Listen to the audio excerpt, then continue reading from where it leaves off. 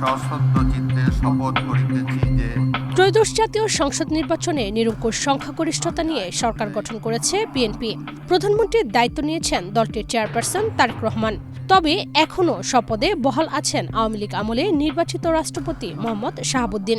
স্বাভাবিক হিসেবে আরও 2 বছর বাকি আছে তার মেয়াদ। তবে নতুন সরকার দায়িত্ব নেওয়ার পর থেকেই তার থাকা না থাকা নিয়ে নানামুখী আলোচনা চলছে। এমনকি নতুন রাষ্ট্রপতি কে হচ্ছেন তা নিয়েও চলছে জল্পনা কল্পনা। সেই আলোচনার আগুনে ঘি ঢেলেছে কালের কণ্ঠে দেওয়া সাক্ষাৎকারে রাষ্ট্রপতির মন্তব্য। স্যান্ডেলিনা সো, রূপচর্চায় আভিজাত্য। সেখানে তিনি জানিয়ে দিয়েছেন, বিএনপি চাইলে থাকবেন, না চাইলে সরে যাবেন। এ কারণে প্রশ্ন উঠেছে, বিএনপি আসলে কি চায়? রাষ্ট্রপতির পদত্যাগ কিংবা তাকে সরিয়ে দেওয়ার প্রক্রিয়া নিয়েও মানুষের আগ্রহের শেষ নেই।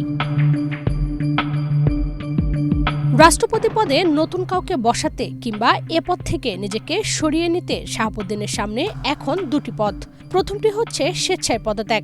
বাংলাদেশ সংবিধানের 50 অনুচ্ছেদের 1 ধারা অনুযায়ী রাষ্ট্রপতি স্পিকারের উদ্দেশ্যে স্বাক্ষরযুক্ত পত্রের মাধ্যমে পদত্যাগ করতে পারেন। দ্বিতীয়ত অপসারণ কিংবা ইমপিচমেন্ট।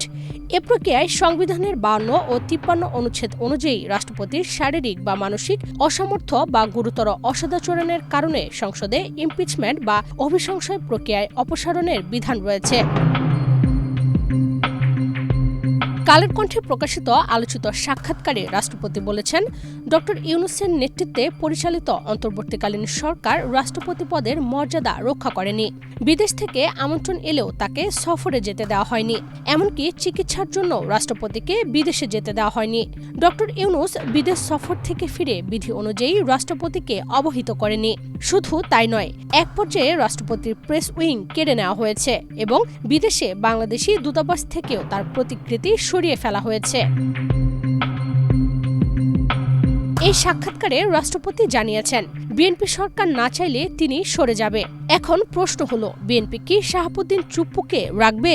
ইতোমধ্যেই নতুন রাষ্ট্রপতি কে হবেন এ নিয়ে বিএনপির ভেতরে আলোচনা শুরু হয়েছে।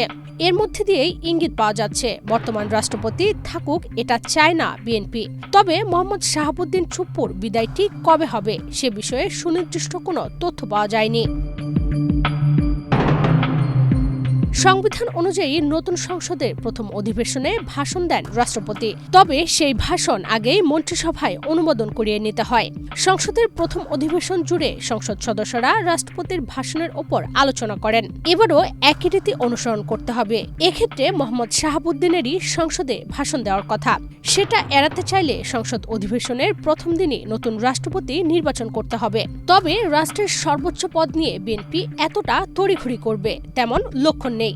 আবার এই মুহূর্তে মোহাম্মদ শাহাবুদ্দিন নিজে সরে গেলেও 12 মার্চের মধ্যে রাষ্ট্রপতি নির্বাচনের প্রস্তুতি শেষ করার বাস্তবতা নেই।